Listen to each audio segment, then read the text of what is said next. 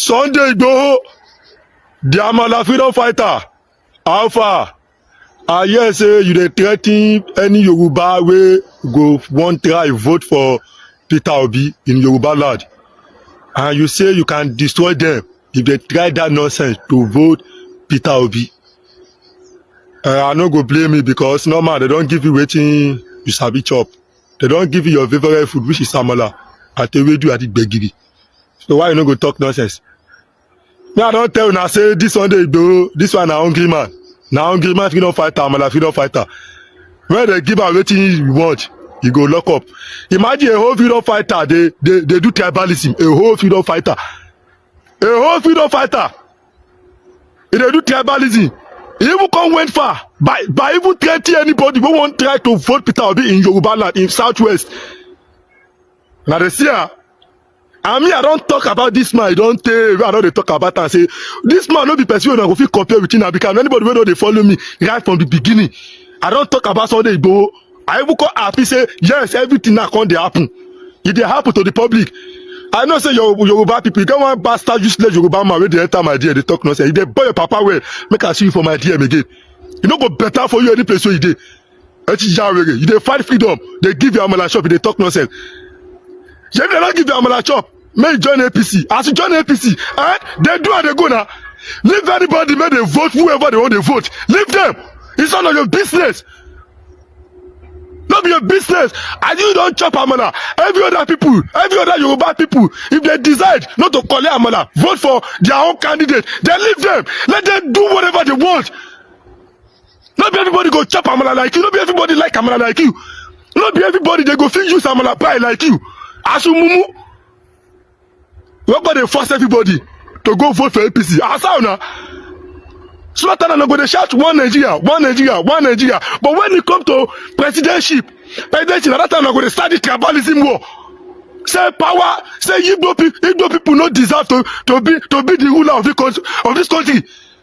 At that time I'm going to start the tribalism war. When I say the reason why Nigeria need to divide. Now the fact when I become the fight with that. When I know one put Igbo man for the power, and I go see the shout one Nigeria. One Nigeria, okay. Let anybody we wish to vote for anybody where they won't vote. Leave them. You think say everybody like Amala like you. We need that for doing say. Now me go encourage people. Make them vote for that Peter Obi or anybody where they won't vote for that Yoruba land. I want to see what you want to do. It's not go better for you. Any way, stupid people.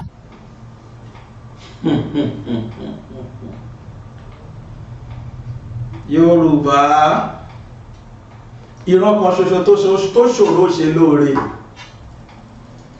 Yorùbá ìran kan ṣoṣo tó oore ò tọ́ sí. Torí tó bá ṣe wọ́n lórí ọmọ àfi iṣu ni. Ẹni bá torí Yorùbá kúkú gbé. Kódà bí ó bá ṣọ́ra lálùkẹ́ àmọ́ ọ̀gán lè bínú sí. Bó ṣe wù kó jẹ́ bó tiẹ̀ ti wù kó jẹ́ pé ọba kú fún wọn ẹ̀. Ànábì apá kan ọ̀gbàgbọ́ ni kéèyàn já lórí ẹ̀tọ́ ẹ̀. Àmọ́ àwọn tó kú fún Yorùbá lánàá tí wọ́n ṣe Yorùbá lórí kí ló wá padà ṣẹlẹ̀ sí wọn. Ajá kan lẹ̀ tún gbọ́ tó tún jáde tó tún gbó. Ìgbòho ló sọ̀rọ̀ sí yẹn o. Ìgbòho tó ti forí ṣe fọrùn ṣe náwó nọ́ra fúnlẹ̀ Yorùbá. Mo fẹ́ ká ṣe nǹkan kan tí mo fẹ́ ká ṣe ni pé ẹ jẹ́ ká gbàgbé Ìgbòho látẹ̀ni lọ. Ẹ jẹ́ ká má ka Ìgbòho kún ara wa mọ́. Ẹ jẹ́ káwa Yorùbá ká dá Ìgbòho nù ká àbádọ́n ẹ̀ ká tiẹ̀ gbójú kó lọ́dọ̀ ẹ̀. Ọ̀dàlẹ̀ ní ìkànnì kò tá sí wa mọ́. Ó ti disappoint wa. Ẹ jẹ́ á gbàgbé Ìgbòho. Ẹ wá jẹ́ ká ṣe kinní kan. Nínú gbogbo àwọn tó ń bọ́ síta sọ̀rọ̀ sí Ìgbòho látijọ́ yìí yẹn, ẹ jẹ́ kẹ́nìkan nínú wọn wá líìdì wa kó fi rẹ̀ sí kó Ìgbòho gbogbo tó tí Ìgbòho pa kó náà wá pa fún wa kó máa bá sọ́ọ̀bù yẹn lọ níbi tí Ìgbòho bá dé látòrí ìṣòwò rẹ̀ èyí tó ń ké yìí ní ìsìn àtàwọn tó ti sunkún sẹ́yìn. Tòró ní kálukú free sìn láti sọ Ìgbòho dọ́mọ àná láti lálé ẹ̀ bó ṣe wù ẹ lọ ka different comments àwọn videos tí mo ti ṣe. Look at people's reaction. And I often ask one question. Níbo ni Igboho dúró sí tó pe àwọn lọ́balọ́ba lóyè àti gbogbo àwọn aráàlú Yorùbá? Ondo ní, Èkìtì ní, Ọ̀ṣun ní, Ọ̀yọ́ ní, Lagos State ní àti Ògùn tó pè wá jọ pé látẹ̀ní lọ o mo máa jà fún yín kú, látẹ̀ní lọ o mo pledge fún yín pé èmi ló lórí Yorùbá nation, máa gba Yorùbá nation yẹn báyìí tí n bá gbà máa kú sí ibi tí Yorùbá ti tó dẹ̀ kọ́wọ́ bọ̀ wí àdéhùn pẹ̀lú wa. Ẹ jẹ́ kẹ́nikẹ́ni kó gbéwé àdéhùn yẹn jáde. Tí n bá ti rí tọ́ dẹ̀ sọ pé fún tó sọ yẹn o àyà máàkì bílíọ̀nù báyìí fún ẹ, ibi tó sáyẹ̀nsì tó ti gba àwọn owó yẹn kápó rìsíìtì ẹ̀ jáde. Tí n bá rí lẹ́nu number 1 ni màá jẹ́ tí máa sún Igboho sí court.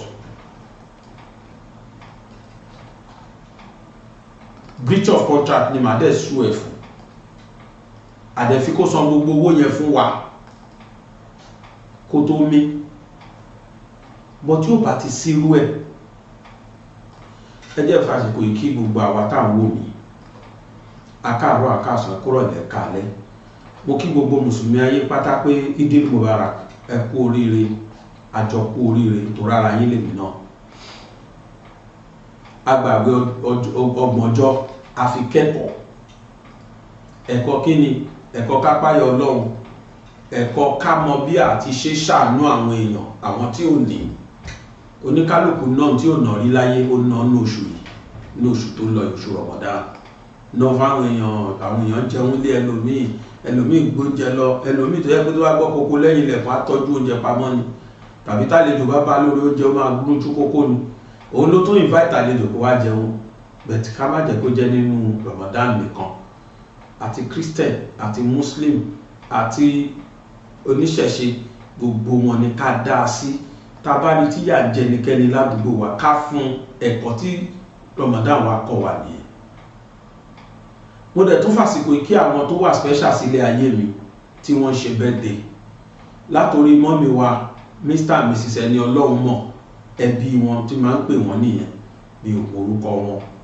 Wọ́n fi Amẹ́ríkà wọ́n fi ṣe bùgbé. Màmá yẹn ṣe 88th birthday.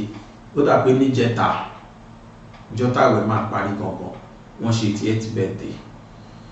80 years lẹ pé láyé mọ́mí wa, mi ní picture wọn bá nìkan ṣù ẹ̀. 80 years lẹ ṣe láyé, ẹ máa ṣe 90, ẹ máa ṣe 100, ẹ máa ṣe 150 lágbára Ọlọ́run. Gbogbo bẹ́ẹ̀ bá ṣe wá pẹ́ láyé tó ẹ nílò nínú àìsàn o, ẹ nílò ní dùbúlẹ̀ àìsàn. N tí mo fi ní màmá ìwà special ni pé àìmọye dáadáa tí màmá yìí ti ṣe fún BGI TV àti fún àwọn èèyàn tó ń tẹ̀lé mi ò wá béèrè owó lọ́wọ́ ìwà rèsì owó fẹ́nikẹ́ni rí kí màmá yìí má dá sí àtọkọ wọn. Nígbà ayé ìgbà tí Nàìjíríà sì gbà ká máa gba dọ́là, tẹ́ bá gbọ́ parí $200 fẹ́yàn kan, màmá yẹn ló fún wa. Màmá yẹn ṣá dollars náà kan fún wa. Gbogbo Nàìjíríà ò jẹ́ ká gba dọ́là wọlé mọ́ tó jẹ́ náírà ni. Náírà wọn tó máa kò lè tí wọ́n bá ti pè mí lórí èèyàn kan kò lè less than 100,000. Màmá náà ló wá ṣe birthday. Àmọ́ ẹ̀yàn tó máa ra oúnjẹ tó máa ní kí n fún wọn pé ká ẹ̀ha oúnjẹ fáwọn èèyàn, inú mi dẹ̀ dùn.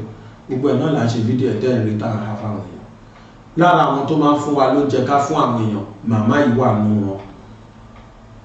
Wọ́n ti rìtáyà l'Amẹ́ríkà, pásítọ̀ ni wọ́n. Lára àwọn ẹni Ọlọ́run tèmi mọ̀ tí wọ́n ń fi ìpayà Ọlọ́run gbélé ayé nìyẹn. Mọ́mí wa lágbára Ọlọ́run ẹ̀ kú kékeré o. Kékeré lẹ ṣì wà 80 years, ọmọdé sì ní ẹ sì máa wọ 90, 100, 150 lágbára Ọlọ́run. Bẹ́ẹ̀ náà ni ẹ̀jẹ̀ ní ìyá ẹ tó kù fún mi ní ìyá, tó kù fún bàbá Gbàgede Ìmọ̀ ní ìyá. Àǹtí mi, ọmọ ìyá mi, ọmọ bàbá mi, Mrs. Ọ̀yáwálé Fatimot Ọ̀yáwálé ní Aláwìyé. Àwọn làkọ́ bí wa, àwọn ló kù lórí ẹbí ń sìn, àwọn ló kù ní ìyá fún mi. Fọ́tò wọn lè wò yìí. Ẹ bá mi kí wọn mọ̀ pé 60 years láyé. Ẹ bá mi kí wọn, ẹ bá mi lù wọn lọ́gọ̀ ẹnu. Mo wá ṣe ní àdúrà àǹtí mi èní ní 21 of March ọ̀la 22 ní tèmi bàbá gbàgede mọ́ àjọ tẹ̀léra wa ni èmi àti wọn. In fact, matter of fact, àwa mẹ́ta bẹ́ẹ̀ la jẹ́ ọmọ March nínú àwọn ìyá mi. Àwa mẹ́ta la jẹ́ March. Bàbá wa ní February, ṣùgbọ́n àwa ọmọ nínú wa ọmọ March wa. Àǹtí mi March 21, èmi 22. Àǹtí mi 60 lẹ́ ṣe, lágbára Ọlọ́run máa ṣe 70, 80, 90, 100, 110, 150. Bẹ́ẹ̀ ṣe wá pẹ́, bó ṣe nǹkan wá pẹ́ láyé tó ẹ̀ nílò lábẹ́ àìsàn. She's a general overseer ní church tí wọ́n dá sílẹ̀. Mo yẹ sọ̀rọ̀ wọ́n wà nílé mi báyìí. Ìṣọ̀kan táwa Yorùbá need ká máa bára wa ṣe nìyẹn. Gbogbo ẹ̀yin tí ẹ tó jẹ́ birthday girl and birthday boy ní March 21 yìí, mo kí yín pé happy birthday. Gbogbo yín pátápátá lágbára Ọlọ́run ẹ̀ ní ṣánkú. Àwọn tí mo mọ̀ àtàwọn tí mi mọ̀. Àwa tá a jọ jẹ́ ọmọ March, we shall march to our glory. Lágbára Ọlọ́run.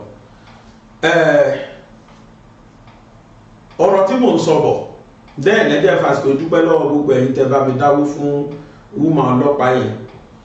Kíní kan wá yà mí lẹ́nu tí Yorùbá ṣe tó surprise mi.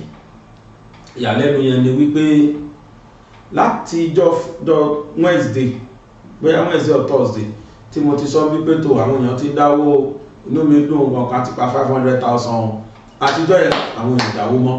Lẹ́yìn Mr. and Mrs. ẹni Ọlọ́run mọ̀ tó tún fún wa lówó àbá tó rí káwọn èèyàn tó dáwó mọ́, wọ́n tún sísì owó wọn dáwó fóbìnrin yẹn mọ́. Mi tẹ̀ tí ìrò lọ́kàn gbà Monday láláṣẹ máa rẹ̀ mí tówó lẹ́ni owó yẹn gbọ́dọ̀ pé 1 million kí n tó rẹ̀ mí tẹ̀ by that Monday. Gbogbo ìrọ̀kan mi nìyẹn, but to my dismay mo kàn déédéé rí i pé àwọn èèyàn ò tiẹ̀ dá sí mọ́ rárá. Ẹnìkan tó fún wa 100, ẹnìkan tó fún wa 20,000 parí bá ṣe rí nǹkan kan mọ́ nìyẹn. Ẹni tẹ́ bá sì fẹ́ bá mi bá obìnrin yẹn dá sí, owó tó sì lọ sí pọ̀ mi mọ iye tán ti rí lọ́dọ̀ tí wọ́n o, but she's still going almost 15 million because 30 million of every operation gangan. Lẹ́yìn operation or before operation ṣì máa náwó. Àwọn ọmọ ẹ̀ka dẹ̀ má gbàgbé wọ́n ti lé àwọn ọmọ ẹ̀ ní school. Tó yẹn bá lé wọ́n á yọ ọ́nà ẹ̀ fi sponsor àwọn ọmọ ẹ̀ school. Wà á dá ìtorí àwọn ọmọ ni mo ṣe bá obìnrin yẹn jùjà tó pé kó má kú kọ́ lọ má ti pa báyìí, kọ́ lọ jọ kó bá wa jẹ́ kárówó yẹn race, kọ́ dẹ̀ ṣe operation yẹn fún successfully, kó rí donor, kọ́ ṣe operation yẹn fún kó succeed. Ọlọ́run á jẹ́ kó rí bẹ́ẹ̀ lágbára Ọlọ́run. Back to our discussion. Now mo sọ pé ẹ jẹ́ ká gbàgbé Ìgbòho, ẹ jẹ́ ká gbàgbé, let us forget about Ìgbòho. Ìgbòho relevant mọ́lẹ̀ Yorùbá, yes, àfẹ́ mọ́ kó get out nítorí yẹ ká máa sọ fún sí ni. Tàbá ti ráwọn alágbára mi tó dìde pé ẹ má wọrí ẹyọ ọmọ Yorùbá, ẹ má wọrí, Ìgbòho ti ṣe tó fẹ́ ṣe àbí ó yá ẹ má wọrí, ẹ jẹ́ ká àwa náà àti tó yàn kójọ. Tàbá ti rẹ́ni ṣe bẹ́ẹ̀ ìdójútì àbágbò ẹ̀yìn náà rí pé ojú àtì. Torí pé mi ìmọ̀ nǹkan tó ṣẹlẹ̀ báyìí in Nigeria lẹ́ni nínú constitution wa there is freedom of association. I think the man is free to associate with anybody in this country. I think he's free to associate with anybody so far. In tí mo sọ ni pé tá bá ti rẹ́ni tó ṣe bẹ́ẹ̀, ṣùgbọ́n ní máa lead wa tó máa sọ pé sẹ́ẹ̀ no going back nítorí nǹkan tí àwọn èèyàn fẹ́ nìyẹn. Wọ́n fẹ́ kọ́ ṣe release Ìgbòho yẹn sìn kó máa sọ pé Tinubu no going back ní sẹ́ẹ̀, àníṣẹ́ Yorùbá nation rẹ no going back ní. A ti gbàgbé nǹkan méjì, problem méjì ní Yorùbá ní presently. Problem àkọ́kọ́ ni ìmúra ẹni, ìmúnilẹ́rú sìn káwọn Fúlàní ṣe fún wa. Wọ́n sáfẹ́ claim lẹ́wà dandan. Ìdí rẹ̀ tí Yorùbá fi lóun fẹ́ lọ. Kò sẹ́ni tó rán Ìgbòho ṣẹ́ o pé kó wá jà fún Yorùbá o, nobody. Ẹ̀dẹ̀ má jẹ́ ká gbàgbé. Comfort zone Ìgbòho ni Ìgbòho wà jẹ́jẹ́ ara ẹ̀. Tẹ́lẹ̀ billionaire ni, kì í ṣe millionaire o, billionaire. Nínú gbogbo àwọn tó rí dípò ẹ̀ lórí social media sí, kódà mọ́ṣọ̀wò rẹ̀ mélòó nú wọn ló lè fọ́ búọ̀ fún 1 billion in his account. Mọ́ṣọ̀wò rẹ̀ I stand to be corrected. Ogun ọgbọ́n ọdún tí ṣòwò rẹ̀ dá kiri tó fi ń rèsò owó jọ kọ́ la mọ̀. Mélòó nú ẹ̀ ní Igboho dá tó fi rèsò owó jọ? Igboho has made himself. Igboho is an arrived man. Igboho ti arrive. Kò ṣe social, kò ṣe struggle torí kóhun lè fi ta òun ló tún náwó. Kò lè kí ṣe kó fi kówó jọ. Gbogbo ìgbà tí Igboho ń ṣe Yorùbá nation tó ń ṣe struggle kiri tó ń dààmú kiri tẹ́lí yẹn, gbogbo rally tó ń ṣe kiri yẹn, owó tó ń bọ́ lọ́wọ́ ẹ̀ kì í ṣe 10 million láyé ìgbà 2021 tí mo ra Sienna tèmi ní 3 million.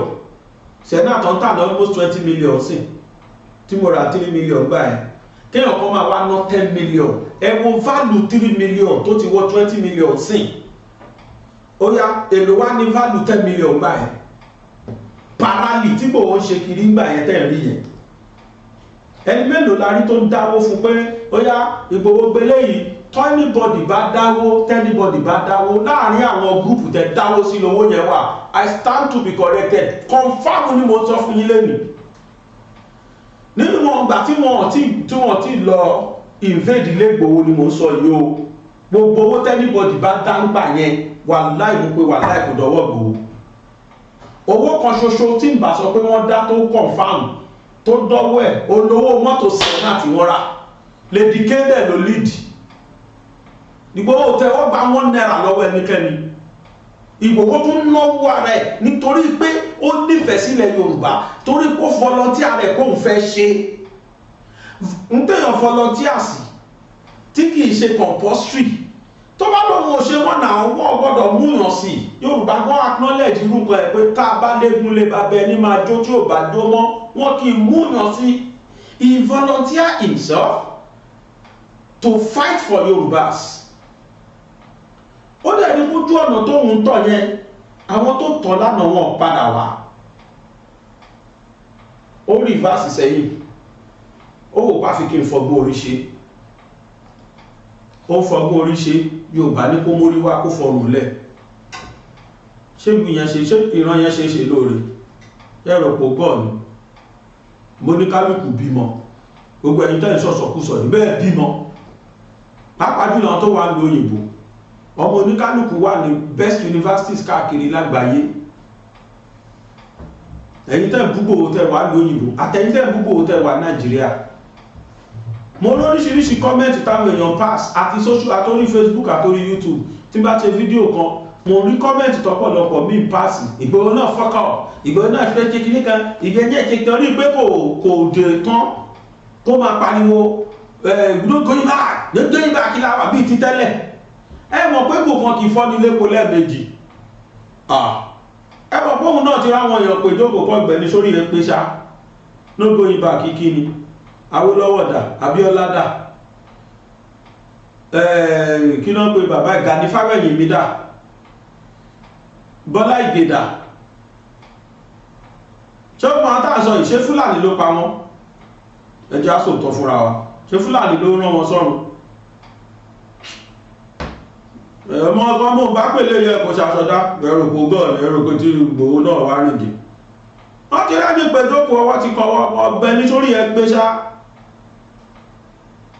Ọmọrógùn ní ẹni ògúnwóye ọ̀sàwóye ọmọ burúkú torí bọ̀.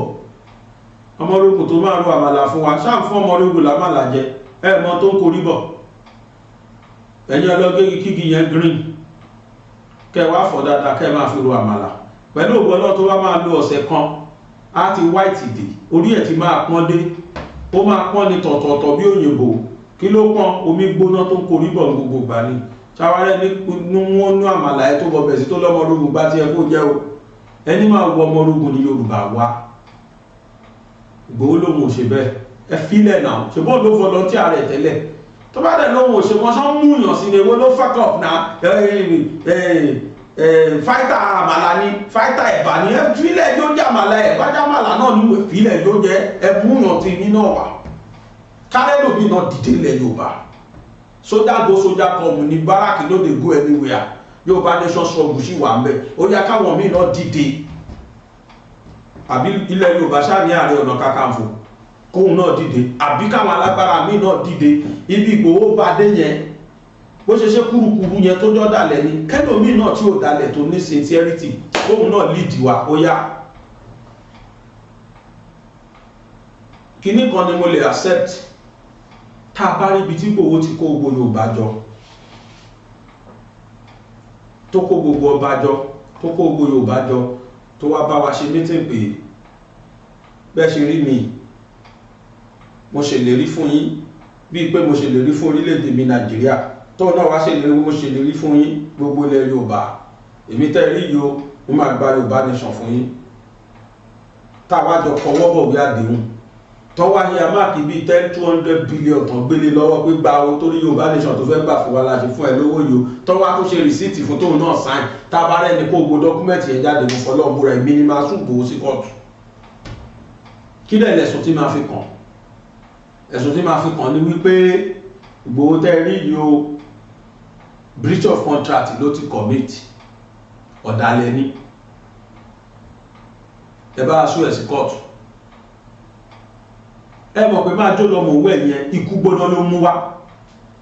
Àwọn tí wọ́n ti Abíọ́lá lánàá lọ ti clear kódà àtúrẹ́ni fún ní mọ́tò àrẹ́ni fún gbá fún láwo tó fi èdè ẹ̀ lọ́bẹ̀ airport náà ti lọ pàdé ẹ̀ wọ́n ti lọ́bẹ̀ tán gbà tán gbé tábàṣà gbé gbogbo náà padà lẹ́yìn ẹ̀. That is Yorùbá for you. For years Abíọ́lá nìkan ló dá wà lẹ́wọ̀n Yorùbá ò bá dá sí àwọn tí wọ́n ti àrí tó ṣẹ̀ bímọ nú wọn tó tún bímọ lẹ́yìn tán gba Abíọ́lá sẹ́wọ̀n tàbí tó ṣe ó súnmọ́ yàwó ò bá yàwó ẹ̀sùn àrí tó kọ́lé àrí tó ra mọ́tò àrí tó tiẹ̀ declare pàpàṣà gan ni presidential candidate tóun fẹ́ ẹ̀yin náà kú mọ̀ wọn kódà wájú shopping mall wọ́n tún rí mọ́ bẹ́ẹ̀ lágbowó ó ti yé ẹ̀yin ọmọ Ìbàdàn wọ́n rí gbàgbàrà báyìí ní bíbọ̀dù Àbáṣà ní olówó tó fowó ṣàánú ó mo dẹ̀ ti bẹ̀ mi ìfẹ́ bẹ́ẹ̀ tó bẹ̀ o mi ìfẹ́ bẹ́ẹ̀ débẹ̀. Ara àwọn tó ti Abíọ́lá ni ọ̀rẹ́ tímọ́tímọ́ ni wọ́n ta Abíọ́lá tán kí ló wá ṣẹlẹ̀ wọ́n ti sí tán òun náà lọ ó fi inú wínú wọn fún níwọ̀ jẹ́ kí Alábàṣà gbé ìgbà Àbáṣà gbé nǹkan Yorùbá mélòó lẹ́rí tó torí ẹ̀ lọ́dọ̀ Àbáṣà wọ́n dáadáa ní Ọ̀yọ́ ló máa wà tán bá ti gbé ẹyọ Ọ̀yọ́ òòlù nígbà Buhari gbé tán tí wọ́n invade ilé Ìgbòho ẹni mélòó lẹ́rí tó lọ́dọ̀ Buhari akáláṣe gbogbo arọ́ lọ bẹ̀nẹ̀ eníkálíkù lọ kí nígbò dáwà lẹ́wọ̀n tá bá wà bẹ́ẹ̀ you be on your own àbí wetin you dey talk ẹbí lérè olómọ̀ nira tó ń rí fún dídí bí ọdún mélòó tó fi rí ta ló bá rí inú wa ẹlòmíì báyàwó ẹ̀sùn bímọ ẹlòmíì kọ́lé ẹlòmíì ra mọ́tò Ìgbòho nìkan ló dágbé ó wá dé tán ẹni ẹlẹ́ni arẹ́ ni pèjókòó ó fún rẹ̀ brain ó wá ní ọ̀nà tó ń fẹ́ tọ̀rẹ́ o ẹ wá jáde àmàlà politics àmàlà kìíní kan ẹ bá pè lẹ́bà ntóhùn ló ń ṣe o ẹ fi Ìgbòho lẹ̀ it's not under any obligation at all láti gba Yorùbá nation fún wa kò compulsory kẹlòmíì náà dìde mo fọlọ́gbúra bárẹ́ lómi kí a máa tún ti tẹ̀lé ẹ̀ èmi ò kí ló kàn mí bẹ́lòmíì bá dìde lénìí tó láyà àkókò nà kí bíi ti Ìgbòho tí mo rí pé léyìí kì í ṣe pé ó ń wá fèmí tóun náà dìde tó dẹ̀ wà sísí ẹ̀ bí Ìgbòho ṣe wà sísí ẹ̀ gbà yẹn tó dẹ̀ rẹ́dì láti náwó bí Ìgbòho ṣe náwó tó rẹ́dì láti tó dẹ̀ jọ lọ́rọ̀ bí Ìgbòho ṣe jọ lọ́rọ̀ tó ní mansion bí Ìgbòho ṣe ní mansion tó kọjá jẹ́ káà náà fọ̀rọ̀ síra ara wa wò náà olówó mélòó ló lè ṣe tí Ìgbòho ṣe yẹn olówó mélòó ṣe ló máa tó kàn sọ jágajàga lórí social media àwọn tó jẹ́ ìkọ̀kan tó hàn tó bọ́ọ̀sà tí Ìgbòho wọ̀ sí ìdí tó ń sọ jágajàga ẹ̀ ọ̀rọ̀ owó rí o ológun mo struggle ọ̀pọ̀lọpọ̀ wọn o kó mu gàrí láàárọ̀ kó jẹ ráìsì lọ́sàn-án lọ́rọ̀ ẹ̀ o bọ̀tẹ́ tó ti move pẹ̀lú movers and shakers ẹ tó ní conglomerate of businesses ẹ tó ní chain of businesses ó talẹ̀ ó ta mọ́tò ó ta gbọ́n ta wo ó ń wọ Germany bó ṣe wò ó wọ America bó ṣe wò ó wọ London bó ṣe wò irú ẹni bẹ́ẹ̀ wá gbé gbogbo comfort zone yẹn sílẹ̀ ó wá lead battalion of soldiers wọ́n wá face odidi government débi pé ọ̀rọ̀ yẹn ṣèkì Nàìjíríà, ọ̀rọ̀ yẹn ṣèkì government. Ẹ mọ̀ kó máa rẹ èèyàn dé níbi kan ṣá. Ṣé Yorùbá tó torí ẹ̀ kú ni? Ọlọ́mọdé kì í bá pèlè yẹ kó ṣaṣọdá. Òyìnbó náà dẹ̀ sọ only all men praises is always ephemeral. They will sing Hosanna today, they will sing crucify him tomorrow. Gbogbo ẹ̀yin tàráyé bá yín ẹ̀ lájọ́ lọ́mọ owó ẹ̀yẹn ọ́ là ń gbé iná lásán ni. Òyìnbó ní à ń gbé iná lásán ni. You can say I'm saying jazz wàhálà àti yín nìyẹn, let's concern. Èmi ò kún wojú ṣe. You might like me, you might hate me, I no care, but me I go tell you the truth o. Yà sí Ọlọ́run, I go tell you the truth. Tí kì bá yẹ pé ẹ̀jẹ̀ ta sọ́pọ̀lọ́ ẹnìkan, wọ́n á wá jàjà release irú onítọ̀hún. It got to a stage, ṣé ẹ gbọ́ rúmọ̀ yẹn gbà yẹn, we have it as a rumor but it might be true. Wọ́n ní Buratai lọ gbé helicopter sí Benin tó ń sọ fún Talon pé kí Talon release Igboho fáwọn káwọn extradite lọ Nàìjíríà kí wọ́n fẹ́ lọ fi ṣe they will have killed him. Wọ́n bá ti pàdánù kan ti pààyàn ẹni ẹlẹ́ni. Lóòótọ́ Yorùbá wa kan Yorùbá sáré dáwó wọ́n ṣe gbá wọn ṣàwó but pain tó wà ní ẹ̀ta ló bá suffer. Ìyàwó ẹ̀ wà ní oyún ẹni ẹlẹ́ni. No, we need to sit down and think. Káwa náà fọ̀rọ̀ ṣírò ara wa ṣe bá a bímọ. Oníkálukú ló ṣàdúrà kó ń jèrè ọmọ. Ṣé ìyá Ìgbòho wá jèrè Ìgbòho tí ìyá Ìgbòho fi kú? Ìyó níyà àsìkò tó yẹ kó nọ́sẹ̀ kó máa tó bá ti jèrè ọmọ yẹn tó jèrè ẹ̀ tó bó ṣe yẹ kó jẹ́. Ọmọ tó mélòó ní ìyá Ìgbòho tó fi kú? Ṣé ìyá ẹ̀ ti wọ 100 ni? Ṣé tí ìyá bá gbádùn ẹ̀ di 100 years ṣó léèwọ̀ ni? Kéèyàn bímọ kó máa gbọ́ pọ́mọ yẹn wà nílùú kan wọ́n wá kiri láìgbé láìfà tí kìí ṣe kó bọ́mọdé sùn tí ó fàdé àgbàlagbà ya ìyá ẹ̀ tó wá kú tán tí ìyá ẹ̀ fi kú kò rọ́mọ ẹ̀ pèpè nǹkan ṣe mí o abọ́ tọ́mọ yóò lè kú giri lọ bá tó wá Nàìjíríà tó jókòó yẹ lórí kó ní kálukú wa fi ṣírò ara ẹ̀ wò ń bá gbogbo ara nífẹ̀ẹ́ àwọn òbí wa ó wá dé tán ó lọ́nà tó ń fẹ́ gbà nìyẹn ẹ fílẹ̀ dandan kọ́ náà kó dẹ lóhun ò ṣe mọ́ àwọn èèyàn ló misquote yes ó lè wà passionate lórí Tinubu kò sẹ́ni tí wọ́n ò lè ṣe. Let me tell you there is nothing like freedom. I'm still repeating it. Àwa ti ṣiṣẹ́ lọ́gbà ẹ̀wọ̀n rí àmọ́ bí freedom àmọ́ túmọ̀ freedom. Kódà kéèyàn free kó máa lọ mu gàrí ìgboro ó dájú kó máa jẹ tọ́kì inú ọgbà ẹ̀wọ̀n lọ. Ó dájú kó máa jẹ tọ́kì as a fugitive. Ó kọ́lé kò lè débẹ̀ ṣé ń re ní. Àwa rí gọ́fmẹ̀ntì kan wá dé ó wá ní pé mo free ẹ o ẹ wá ní kó máa tako gọ́fmẹ̀ntì ọ̀hún torí pé hate gọ́fmẹ̀ntì yẹn. He's not a fool like you people. I'm telling you like seriously kan tó yẹ kí Igboho ṣe ló ń ṣe yìí. Gbogbo máa jó lọmọ owó ẹ̀yẹ tẹ́ ǹkọrin ẹ̀ àwọn tẹ́ kọ́ Fúlàní ọgbó náà wọ́n ti wà ní 6 feet ti wà lọ́dá the 6 feet above below the sea level wọ́n ti wà á ti kọlẹ̀ sùn. Tó bá jẹ́ pé wọ́n rẹ́ni sí àwọn gba pẹ́rẹ́ pàkọ́ lánàá ibi ọ̀tọ̀ọ̀tọ̀ náà bí wa o ó yẹ kó ṣe bí ti bí Awólọ́wọ̀ kú ni òǹjọ́ máa Awólọ́wọ̀ ṣàwólọ́wọ̀ ní sọ́ọ̀lì mú ẹ̀ àbọ́jọjọ́ mú Ogun State ọmọ Ọ̀yọ́ ní Ìgbòho Ogun State l'Awólọ́wọ̀ ọmọ Ìgbòho ní Ìgbòho ọmọ Ọ̀ṣọ̀ṣà ní Awólọ́wọ̀ bọ́mọ Rẹ́mọ ẹ wá fẹ́ kóhun náà ṣe bẹ́ẹ̀ rárá o ọmọ Ọ̀yọ́ yàtọ̀ọ̀tọ̀ olómọ tójú òun ti rí olómọ tẹ́tí òun ti gbọ́ ẹfọ́mọ ọlọ́mọ lẹ́jọ́ ṣe tó bá wùn kò compulsory kò jà fún wa kò compulsory kò jẹ́ Ìgbòho ló máa gba Yorùbá nation òun ti ṣe ó ti play part wà láì orúkọ ẹ̀ máa wà ní history ó ṣe mọ́ kò ṣe mọ́ orúkọ ẹ̀ ti wà ní history you either hate him now or you love him. Yorùbá burú wá ìran ìlú burú jù ìran ìlú burú ìran ìlú burú jù àti yá gbàgbé nǹkan tí Ìgbòho ṣe pátápátá àti ráwọn tó iná gbé bẹ̀rẹ̀ sí ní rí dínkù ẹ̀ what happened Yorùbá èmi ṣáàjẹ́ ra wà báyìí máa kú torí Yorùbá kan Yorùbá ṣe kú torí ọ̀yà àṣùwà láà kí wá ṣe Yorùbá nìkan o, gbogbo wa Nàìjíríà ẹ̀jẹ̀ tó fi dá wa nìyẹn, kódà ló fi dórí mílítírì wa,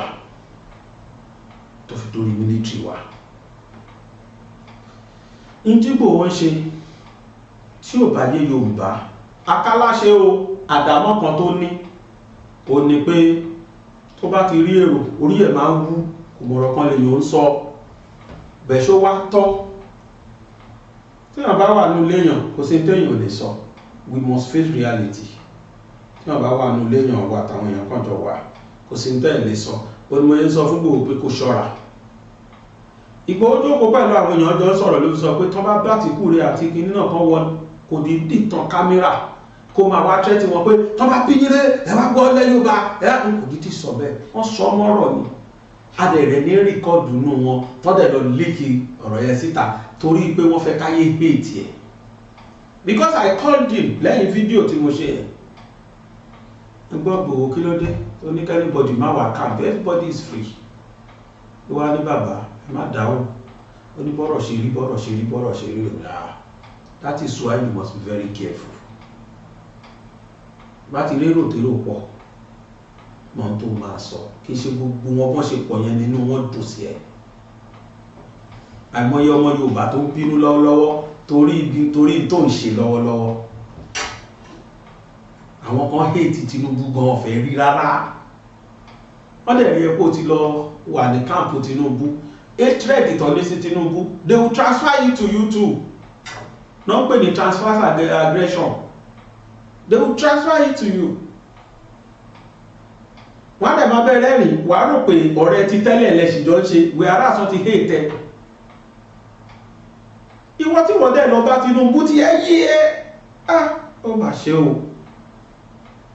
Ara pé Ìgbòho kìí ṣabara mọ́ orí jẹ́ ẹ̀dá ó ní tí Ìgbòho ṣe yẹn, kó má jẹ́ Tinubu kó jẹ́ nìkẹ́ni ló ṣe lóore asọ̀tọ̀ òdi bàbá mi lọ́wọ́ máa gbọ́, very respectful man, very very upright man. Ẹni táwọn ìyàwó ẹ̀ fẹ́ kúlé lórí kìí ṣọkọ rí lọ́fẹ́ kúlé lórí, abẹ́rò pé kò mọ̀ ẹ̀rọ pé kò mọ̀ tó ṣe. Ọlọ́mọ kì í bá pèlé yẹ kò ṣàṣọ̀dá, ẹ̀rọ pé kò ti gbọ́tọ̀ àwọn heroines and heroes tó jáde ilẹ̀ Yorùbá, ẹ̀rọ pé kò ti gbọ́tọ̀ wọn, kò mọ tí Yorùbá ṣe fún wọn gbẹ̀ngbẹ̀yìn. Ẹ máa bọ̀ lẹ́gbàá káwà sọ tó ṣẹlẹ̀ sí Lísàbí fún yín. Ọmọ burúkú ló ń ṣe ló wù ọmọ orogun. Bíbélì gan acknowledge pé kéèyàn fọgbọ́n ṣe nǹkan, olólùbùkún ni fún ọmọ ọ̀dọ̀ náà torí kíni, torí pé ó fi ọgbọ́n ṣe é. Àfi ká fọgbọ́n ṣe o. Ní tí Ìgbòho ṣe tí ó bá yé wa ẹ̀jẹ̀ àti ibẹ̀. Mo nídìí ẹlòmíì nílẹ̀ Yorùbá, mo tún fàsìkò yìí pé ẹni tó bá lágbára nílẹ̀ Yorùbá ọlọ́tẹ̀ ni Ìgbòho, ọ̀dàlẹ̀ ni àti gbà. Ẹ jẹ́ káwa míì tá wà sí ẹ̀ pẹ̀lú Yorùbá káwa náà wá dìde ká máa wá bá lọ bí Ìgbòho ṣe ń bá lọ ẹ̀, ibi tó ti bẹ̀rẹ̀ ibi tó parí ẹ̀sìn kẹ́lómi náà wá dìde. A máa hélẹ̀ kódà máa lo ṣánẹ̀ mi láti máa fi pariwo ẹ̀yà sí, mo promise lọ́fẹ̀ẹ́ mi nígbà kọ́bọ̀. Màmá pariwo onítọ̀hún pé tó bàbá wa kan tó ti dìde o, kódà nípe lórúkọ, kódà kó jábúrò mi, màmá bàbá wa kan tó ti dìde o, bàbá wa kinní kan, àwọn náà tó ń lọ bíbá yìí o, wọ́n lọ kinní kan o, kí tọ̀hún náà dẹ̀ máa náwó ẹ̀ síbẹ̀ bí Ìgbòho ṣe ṣe. Ìgbòho tó jẹ́ pé bó ṣe wà yẹn oríṣiríṣiríṣi àwọn security ni wọ́n lọ físìtẹ̀ ní everyday, ni wọ́n show allegiance, ni wọ́n ń gbìyànjú, ni wọ́n strategize lórí báwo ni Yorùbá ṣe máa bọ́ lọ́wọ́ ogun Fúlàní. Ìgbòho yẹn lẹ́wà dọ̀yà lẹ́ ń bú lẹ́ ń rídíkù, ṣé n tó ń ṣẹlẹ̀ sí wa lẹ̀ Yorùbá ìdá. For your information ṣe tó fẹ́ gbọ́, mo lọ́mọ military kan bí òun àtàwọn ẹmẹ̀wẹ̀ wọn dájọ́ kú fún wọn ni. Kí náà ṣe kí lẹ̀ṣẹ̀ wọn? Ẹ̀ṣẹ̀ wọn ni pé ó tú àwọn àṣírí kan kẹ́ ẹ lè mọ̀ pé Nàìjíríà tá wà yìí olórí ọ̀rọ̀ security àwọn kan sọ di business and àwọn Fúlàní wà ní heads of affairs tí wọ́n ń tẹ̀léra wọn. Tẹ́ bá gbọ́ ẹ̀ṣẹ̀ tọkùnrin yẹn ṣẹ̀ tán fi dájọ́ kú fún, ẹ̀ṣẹ̀ wo ló ṣẹ̀? Àwọn ẹ̀ṣẹ̀ tí wọ́n táwọn ṣẹ̀ tí wọ́n ẹ̀ṣẹ̀ ni pé àwọn nǹkan kan wà tó jẹ́ nǹkan ọjà ogun tí wọ́n kó fún wọn tí wọ́n dẹ̀ lò tán ṣẹ́gun Fúlàní all of a sudden wọ́n kàn wá déédéé gba àwọn nǹkan ogun yẹn kó lọ́wọ́ wọn ni wọ́n wá ní káwọn lọ fèsì ikú náà bá yarí nítorí ṣe dáadọ́ kú fún wọn nìyẹn orí ló bá wọn ṣe ṣérù Nàìjíríà la máa jókòó la máa ṣe tẹ̀tẹ̀rẹ̀ pé tó àti dúpẹ́ o èèyàn kan dẹ̀ sọ fún wa pé security yẹn ni number one tó ń fẹ́ take care bóun ṣe dé yìí ó dẹ̀ tó ń bá wa ṣe àárín àwọn kan dìde ìlú ẹkùn àwọn kan dìde sí bóyá ara ẹkùn àbí kí náà tún pè mo rí yẹn lọ́dọ̀ bàbá tẹ́tẹ́ lọ́dọ̀ àròlé bàbá tẹ́tẹ́ àwọn yẹn wà bẹ́ẹ̀ oníkálukú strategize lórí báwo ni Yorùbá ṣe fẹ́ bọ́ ẹ̀tún wá sọ́ di bẹ́ẹ̀ àmàlà security àmàlà kìíní kan ló ń ṣe kiri. Are you people insane? Are you people insane? Tọ́rọ̀ bá yé yẹn lọ́rọ̀ jì yín leave that man alone. Ìjọ wo ni Sowore ló ti sọ pé òun ráwọ̀ ọmọ yìí ọdún náà ó máa sọ fáwọn èèyàn pé the man is not Yorùbá, he is Shekiri. Ó ti fẹnu ara ẹ̀ sọ pé Shekiri lòun. Orúkọ lè papọ̀ àìmọye ọmọ Delta State tó ń jẹ́ orúkọ Yorùbá. Adésínà wà nù wọn, Tèmíládé wà nù wọn tó máa jẹ́ pure Yorùbá. Ṣẹ́gun kọ́ Olúwaṣẹ́gun Àrìnzè asáti gbórúkọ wọn. So àìmọye Yorùbá tó ń sọ orúkọ Yorùbá nù wọn torí pé lánàá Yorùbá ilẹ̀ Yorùbá náà la kà wọ́n kún. So ìyànjọ́ ọmọ yẹn lé Sowore ní òní kó jẹ́ Yorùbá. Ṣé Sowore wá ní interest ilẹ̀ Yorùbá lọ́wọ́ ju Ìgbòho lọ ní? Níjọ́ tí rìsọ́ọ̀tì tí Ìgbòho máa tó ń ṣe yẹn, níjọ́ tí rìsọ́ọ̀tì ẹ̀ bá máa jáde gbogbo ẹ̀yin tẹ̀ ń búlẹ̀ máa tọrọ dáríjì lọ́dọ̀ lọ. Mo tún challenge anybody, 1 billion naira challenge mo gbé sílẹ̀ yìí. Let anybody comes out, let the person come out and continue from where Igboho stops. Kádẹ̀ máa rí tọ̀hún pé eléyìí ó yá olórí wa tún rẹ̀ ó tún tí òun náà ti bẹ̀rẹ̀ ó yá ẹ jẹ́ kó jáde kárí. Tá a bá ti ró nítọ̀hún ọkàn abalẹ̀ kódà gbogbo ọwọ́ la máa fi sí. So ká gbàgbé Igboho, ẹ jẹ́ ká dá Igboho nù, ẹ jẹ́ ká filẹ̀ pẹ̀lú jágajàga tó ń ṣe náà tó ń ṣe ẹ filẹ̀, ẹ jẹ́ kó máa ṣe nonsense. Igboho ìsọdalẹ̀ filẹ̀, àwa tá à ń ṣe correct tó yẹ bọ́stà oníkálùkù wà lápìmọ̀. Igboho tẹ̀lé kò lè bá pélé yẹ kó ṣàṣọ̀dá, ewu ti lọ lórí ẹ̀ ó wá dé tó ló fẹ́ ẹ filẹ̀, ẹ jẹ́ kó máa dálẹ̀ wá nìṣó. Bẹ̀tà wá tá à dálẹ̀ ó yá kẹ́nìkan jáde kárí. It's a challenge. Àwọn arí dínkù ẹ̀ débi fún àwọn kéékèèké, àwọn tó ń jẹ́ nǹkan kan, àwọn táyé gan ò mọ̀. Oníkálùkù wa ń tan kámẹ́rà ìgẹ́rẹ́lẹ̀ ìgẹ́rẹ́yíkan ẹ̀rẹ́tẹ̀kẹ́ kan sọ́dọ̀ ní kó gbèjà wa. It's not by force. It's not by force. Bọ́ì tí mo sọ pé sójà yẹn ìsìnkẹ́ lè mọ̀ pé ọ̀rọ̀ security in Nigeria, kódà should I say the truth, Tinubu gan lo diplomacy pẹ̀lú ẹ̀ ni. Ẹ̀yin náà àwọn tí wọ́n ti pa sẹ́yìn, àwọn ológun tó ti pa sẹ́yìn, ẹni bá ti champion course tó jẹ́ course yẹn destroy àwọn Fúlàní yẹn ni ẹwọ́n tó ń gbẹ̀yìn wọn. Arọ́wọ́ ti lẹ́dà lágbájádà very sane and natty officer kí á ná ló ní hypertension àbọ̀ ló ní kíní kan pim. Colonel Ali, where is he? Àtàwọn bẹ́ẹ̀ tán ti dúró tán tàwọn Fúlàní yẹn at the end of the day wọ́n máa páyín wọn. Kódà Akérédolú tó fojú àwọn Fúlàní yẹn rí níjọ́ tó kú wà láàrín Fúlàní jubilate yàásẹ̀ láwọn yọnu sí wa. Ẹ̀yin tẹ́ ṣe fẹ́ bá mi dáwó fún woman yípo yẹn, woman ọlọ́pàá ẹ̀. The room is still open. Àkáǹtì tá ń dáwó sí ọ̀nà ẹ̀wọ̀n lójú wòrán. By Monday lágbára ohunkóhun tá a bá rí lójú wa bí o ni mo ṣe máa wá fi ránṣẹ́ ní agbára Ọlọ́run ọba, a ṣe máa post ẹ̀ sí. Kódà mo ṣe ládùúrà kí n rí nọ́mbà woman yẹn kí n pè ìyẹn ni tó wà ní charge ọ̀rọ̀ màmá yẹn kí n pè pé madam ṣe ti rí èlò lẹ́rí kó níye báyẹn ká confirm ẹ̀ fún gbogbo ayé iyekíye tí n bá rí ìbí náà ni even máa wá pé nọ́mbà owó kọ̀ọ̀kan jọ́ta gbà gbogbo àjọ máa wá calculate iye tó bá jẹ́ máa transfer lójú wa tá a máa rí tá a máa transfer sí àkáǹtì yẹn ọlọ́run á ṣe dáadáa fún wa oníyanṣẹ́ ọlọ́kàṣe gbẹ̀ tẹ́ bá wa dá sí gbogbo yín pátápátá òun náà la dúpẹ́ lọ́wọ́ ẹ̀ dictionary wa ó sì wà fún títà o ó sì kù díẹ̀ kó tán ó ní ó sì wà fún títà ó sì kù díẹ̀ kó tán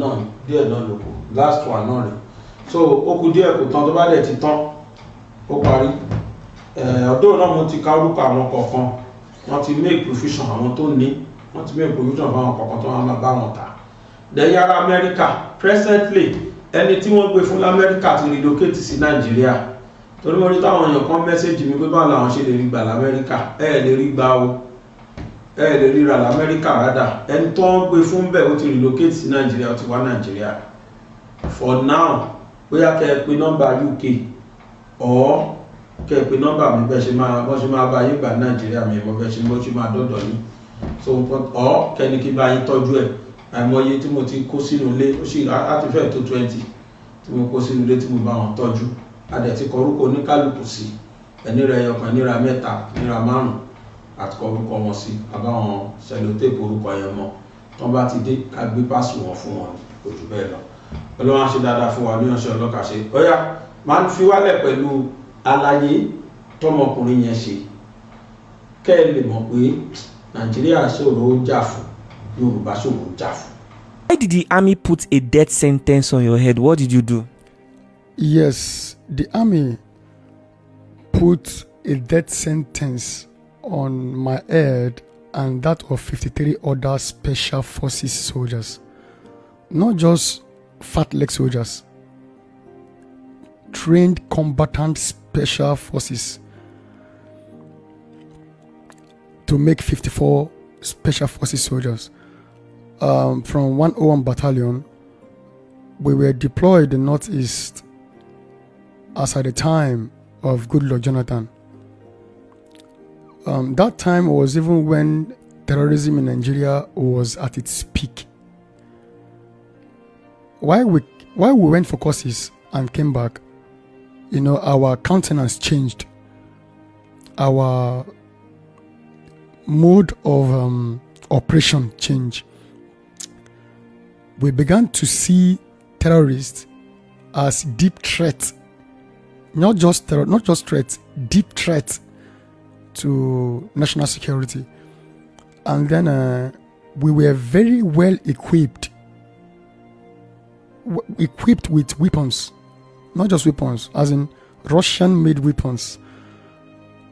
Weapons like the T-55, the armor tank carrier, and the GPMG, the BMG, and the anti-aircraft machine guns. These were weapons we fought with. Then another type of gadget we had that was very effective was the mine detector machine. That machine can detect a mine or a bomb from 300 meters. And once the detector machine detects the mines, automatically the vehicle stop, our convoy stop, then our engineers then go down, track that IED. It is called IED, improvised electronic device. It's a very deadly bomb. Very deadly. So once our engineer tracks it down, it is gone. It is over. So that was the usefulness of weapons for special forces soldiers. Which was provided by President Goodluck Jonathan. Yes, President Jonathan actually what I love about President Jonathan is this. he normally he goes deep to ask questions about what soldiers need. He goes deep to ask, and then once they ask, and then it is told, he give order for those things to be made necessary, to be made available rather. So and once they're available, when you see there are some weapons you fight with, as you are fighting with those weapons, your morale is high. Your morale is very high. If you see in terms of welfare, Jonathan provided us, there was enough welfare for us. More than enough welfare. Do you know that we go to fight and then we'll come back, we feel as if nothing happened. But meanwhile, we have caused destruction, like deep destruction in enemy's camp. It got to a point when we don't wear casual uniform like the regular soldiers. We go on black. We go on black undercover. There was a time the Boko Haram informants started murmuring and then saying that for instance, when we're at Ngoshe, there's a place called Ngoshe. Which state? Borno State. Yes, Goza local government. Goza. We were deployed there, and do you know that place was a stronghold? You know, they passed there to do their terrible deeds. They caused havoc. They passed through that route to cause havoc. But once we went there for deployment, everything changed. Their movement was trapped. We don't sleep. You sleep with one eye and open one eye like this, and you can't sleep. You can't sleep. That was what we were trained for. Some of us trained in India, while some were trained in Pakistan. Where were you trained? Pakistan. So, you see, this issue of training, as I'm talking to you now, 53 other of my colleagues are still on standby till date. When I mean 53 dreaded soldiers. If those 54 plus me 54, if we mount a location with weapons, just leave the rest. Leave the rest activity for us. Just leave the rest for us. So it was really a terrible issue. But the issue that led to the death sentence was actually the fact that, you see those weapons I talked to you about earlier, that was provided, because when we landed Northeast, the first question that was asked was what we needed by this then 7 Div GOC. That time, when we listed everything, surprisingly, we saw everything we listed were provided. If you see morale, we don't deploy in a place for so long. We deploy anywhere we deploy. We don't stay long there. Our own is to go and make peace and create stability.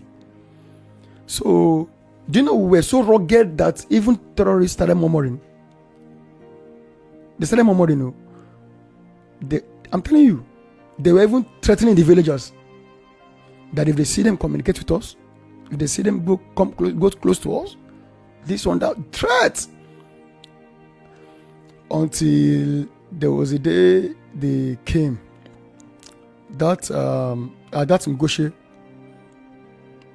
They came and attacked. When they came, the attack, that place was it is rocky. It's like a hill, rocky hill. When they came for that fight, what they saw was not what they expected. They met stronghold of weapons firing at them at exclusive range, and the fire mechanism was so tough that they withdrew back. And after that, they came again. And you know, the funny thing is this: before we lost a soldier, it took for like 7 months after deployment before we started losing soldiers. And out of soldiers we lost, imagine a team of 120 soldiers. Imagine that those four were missing. Imagine, out of 120 for that period of time. That President Goodluck Jonathan period. Jonathan was a fantastic president. You people had enough ammunition. Ammunition is the bullet too. You people be saying ammunition. Ammunition is bullet too. Okay, ammunition means bullet. Okay, people had enough weapons. Weapons. Ammunition is like granite. It was surplus. The weapons were there. Do you know their informants will come to the camp to observe what we are having as weapons before they come to attack? How do they come? Well, let me tell you. It is like a village terrain. That place is like a village terrain where people, go about their normal day activities, and then when their informants come, they will dress like villagers. You won't know now. Then they will be observing now. You won't know. Then they go feed them and tell them, those men are very rugged. They are prepared. Those men, their place is no good. They won't come. But once they come and notice that you are carrying maybe all these Chinese-made weapons, they will come. Once they come and see something like maybe all these refurbished made weapons, they will not come. And they will come. But once they come and see Russian-made weapons, nah, they won't. So, as I'm talking to you now, we out of frustration, right? Last year, January, we were summoned by the army to the headquarters, and then we had to apply for voluntary discharge stuff. I think you are rushing this. What led to you being summoned? Sorry. The reason why we were summoned, or the court martial, it was death sentence now. The reason why death sentence was pronounced as charge, mutiny. It was mutiny, and it is one of the highest charges in the military. After some time, the issue is those weapons we were given later were taken away from us. That mine detector machine, we just woke up from, before you know it, and order from above that were to bring the weapon, before you know, they'll ask us to bring the, what's it called, the detector machine back to the headquarters. Before you know, 1 or 2, before you know, weapons, we were empty now. We had only the rifle, our rifles now, normal rifles, and the GPMG machine gun. You see the anti-aircraft and branding machine guns, all those ones were taken away from us. So each time we go for attack, we discover how difficult it is, you understand, to succeed in operations. Because without those machines, it will be very difficult to be successful in any mission. You understand my point? So the issue with that charge was, we requested that we be given, those weapons are given back to us. So in order for us to continue fighting, you understand, that was the actual issue that happened. Before you knew it, like joke, like play, soldiers requested for weapon, right? And then the next thing was that they invited us over. What did you guys do? We requested for a weapon back. Those weapons that were given to us by President Jonathan. After we didn't see those weapons. Was it after his tenure that they retrieved the weapons from him? It was during his tenure. President Jonathan was still in office. But who are you to go and tell the president that weapons that he gave you were no longer with you? You can't do that. How can you go and meet the president? So what we did was we complained to our commanding officer. We told him and we said, see. He said it was the order from above that his hands were tied and this one. We're like, okay, since your hands are tied, we can't commit suicide. Because going on a very dangerous operation like that, terrorists don't joke with weapons. So we dare not joke with weapons. So at that point, we said if those weapons, we don't get those weapons back, that we are going to terminate the mission. Our mission here is to come and eliminate terrorists and not to pamper terrorists. We don't pamper them. What we do to terrorists is we fix appointments between them and God for judgment. You understand? We help them fix judgment date. Yes. So we don't pamper them.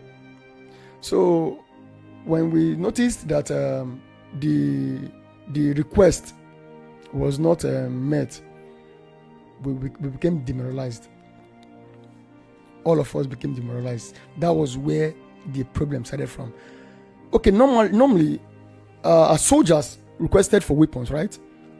Soldiers that trained abroad, not even soldiers that trained in Nigeria, specially trained. Okay, you know what we have seen weapons now.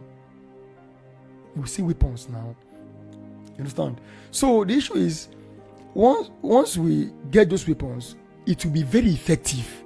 The fighting will be very effective. It will be swift, and fast. Do you know there was a time we went to enemy's camp, and discovered people that were kidnapped victims in the camp. We have rescued so many people. See that Chibok girls? You see that Chibok girls story? Now, let me tell on how it actually played. Terrorists are very good in decoy. Right? What's decoy? Yes, decoy is like this. That maybe I want to come and let me just use in civil terms. Let's say I'm interested in your girlfriend, right? And I don't want you to know.